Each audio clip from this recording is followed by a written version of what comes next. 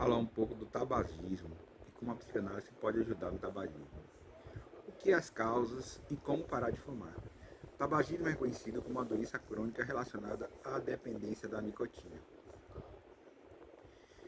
É uma doença crônica, né, tabagismo, associada à dependência da nicotina, que é uma droga psicoativa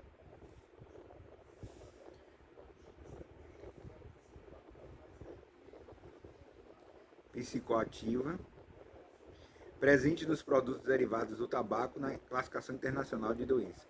Ela integra o grupo de transtornos mentais e de comportamento decorrente do fumo. Segundo o pneumologista João Marcos Saide, da Fleuromedicina de Saúde, para ser considerado tabagista, a pessoa precisa fazer uso de ao menos um produto tabaco regularmente independente do tempo. Entre os itens que se encaixam nessa categoria estão cigarros, charutos, cachimbos, cigarros de palha, cigarrilhas, beads, tabaco para nagalhe, rapéis, fumo de rolo, dispositivos eletrônicos para fumar e outros. Todos fazem mal à saúde. No período de consumo desses produtos, são introduzidos no organismo mais de 7.000 substâncias tóxicas, incluindo a nicotina, responsável pela dependência química, monóxido de carbono e mesmo gás venenoso que sai do escapamento de automóveis, e o alcatrão, que é constituído por aproximadamente 60 substâncias pré-cancerígenas, como agrotóxicos e substâncias radioativas relacionadas ao câncer. Tabagismo passivo. A inalação da fumaça de derivados do tabaco por indivíduos que não fumam, mas convivem com fumantes em ambientes fechados, é chamado tabagismo passivo, conforme explica o pneumologista João Marcos Salles. Essa exposição às toxinas do cigarro, ainda em menor quantidade, está comprovadamente associada ao desenvolvimento de reações alérgicas, câncer de pulmão, doença pulmonar obstrutiva crônica, DPLC e infarto do miocárdio. As crianças, por terem frequências respiratórias mais elevadas, são as mais atingidas, sofrendo com bronquite, pneumonia, desenvolvimento e exacerbação da asma, infecções do ouvido médio e maior, probabilidade de ter doença cardiovascular na idade adulta. Quanto maior o tempo em que o não fumante fica exposto às toxinas do tabaco, maior a chance de adoecer. A situação é tão comum que faz com que o tabagismo passivo seja a terceira maior causa de morte evitável do mundo, através apenas do tabagismo ativo e do consumo excessivo de álcool. Dessa forma, como proteger os não fumantes, é muito importante a existência de ambientes específicos para o fumo, fumódromos, principalmente em espaços com aglomeração de pessoas. Só vale ressaltar que eles fazem efeito apenas quando são isolados dos outros ambientes e com um sistema de ventilação separado, não permitindo que o ar poluído se espalhe. Causas. Os derivados do tabaco podem causar dependência por conter nicotina, que afeta o corpo em pelo menos 3 esferas. Fisiológica, por estimular o cérebro de maneira análoga à cocaína e heroína, ativando neurotransmissores como a dopamina, que provoca uma forte sensação de prazer e euforia. Psicológica, por aliviar temporariamente sensações de angústia, ansiedade, tristeza, medo e estresse. E comportamental, por servir como distrações em situações corriqueiras do cotidiano, como tomar um café, comer, assistir televisão, falar ao telefone, ingerir bebidas alcoólicas, dirigir ou mesmo relaxar. Com a ingestão contínua dessa substância, o cérebro se adapta e passa a precisar de doses cada vez maiores para manter o mesmo nível de satisfação que tinha no início, um efeito conhecido como tolerância à droga. Sinais. Segundo o Manual Estatístico Diagnóstico da Psiquiatria, os critérios para diagnóstico de dependência química se aplicam também ao tabagismo. Por isso, quando a quadro confirmado com o uso contínuo da nicotina, apesar da consciência ter um problema físico ou psicológico causado ou exacerbado por ela, esforço para manter o uso diário da substância. Tolerância, definida por uma quantidade e necessidades de quantidade progressiva maiores aos produtos para adquirir o efeito desejado. Esforços mal sucedidos para reduzir ou controlar o consumo da substância. Sintomas de crise de abstinência. Sintomas de crise de abstinência. Ao parar de fumar, é natural que o corpo reaja à falta da nicotina a partir das crises de abstinência, o que leva à manifestação de diversos sintomas, incluindo dor de cabeça, tontura, irritabilidade, agressividade, alteração do sono, dificuldade de concentração, tosse, indisposição gástrica e fissura.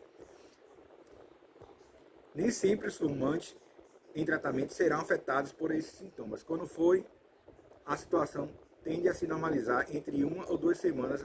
Alguns casos pode chegar a 4. Tratamento. Para tratar de fumar é necessário seguir um tratamento multidisciplinar, que vai além do uso de adesivos, chicletes ou medicamentos anti-nicotina, promovendo mudanças nas crenças e quebra de vínculos. Comportamentos tais como cigarro é impossível acontecer de duas formas. Imediato, Quando a pessoa marca uma data para deixar de fumar e a partir dela não consome mais nenhum derivado do tabaco, é ideal não ter cigarro perto nesse momento para reduzir as chances de ceder à vontade e gradual, quando é reduzido progressivamente o número de cigarros fumados por dia. Por exemplo, uma pessoa que fuma 30 cigarros por dia, no primeiro dia fuma 30 cigarros usuais, depois diminui 5 unidades por cada dia até chegar ao zero. Os especialistas recomendam que a progressão não dure mais de 2 semanas, senão ele pode se tornar uma forma de adiar a interrupção do tabagismo. Ter uma orientação médica pode facilitar na consulta. Serão feitas perguntas sobre quando você começou a fumar, quantos cigarros consome por dia, quantas vezes já tentou parar e quais métodos foram usados na época. A partir dessas informações que o profissional definirá o tratamento mais adequado, alinhando inclusive a necessidade de tomar remédios ou fazer exames para investigar a existência de doenças relacionadas ao tabaco. Segundo o pneumologista João Marques Sábio, é normal passar por esse processo várias vezes até interromper definitivamente a dependência. Isso porque as pessoas têm formas distintas de lidar com o tabaco, mas a cada tentativa eles têm a chance de entender melhor as suas dificuldades e como contorná-la. Nas mulheres, por exemplo, o uso do cigarro muitas vezes está associado a uma mudança de humor. Essa tendência pode criar substâncias diferenciadas diante da abstinência. Felizmente, algumas práticas costumam ajudar nesse processo, como fazer exercícios de relaxamento. Esse é um ótimo recurso para afastar o nervosismo de um jeito saudável. Assim, quando for necessário, expire fundo pelo nariz, contando até 6 e depois ao ar sai lentamente pela boca até esvaziar totalmente o pulmão. Estique todos os músculos até sentir a tensão e ir embora. Buscar outras fontes de prazer. Procure ou retomar atividades que sejam prazerosas de sua rotina: artesanato, dança, leitura, jardinagem e yoga. Se distrair.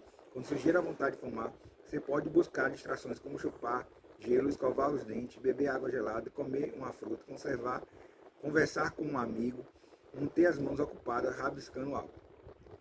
Depois de tudo, quando você conseguir parar, é importante se proteger, afinal uma simples estragada é capaz de levar a uma caída, portanto é fundamental evitar qualquer contato com o cigarro. Parar de fumar aumenta o peso.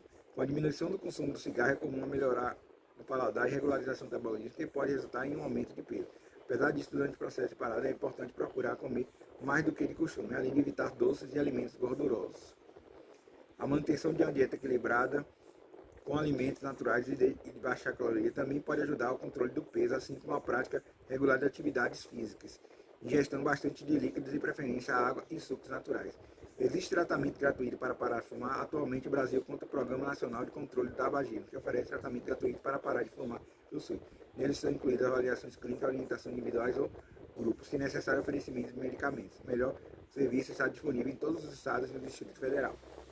E como a psicanálise pode ajudar no tabagismo? Porque o tabagismo surge de uma ansiedade, de alguma coisa que a pessoa sente falta.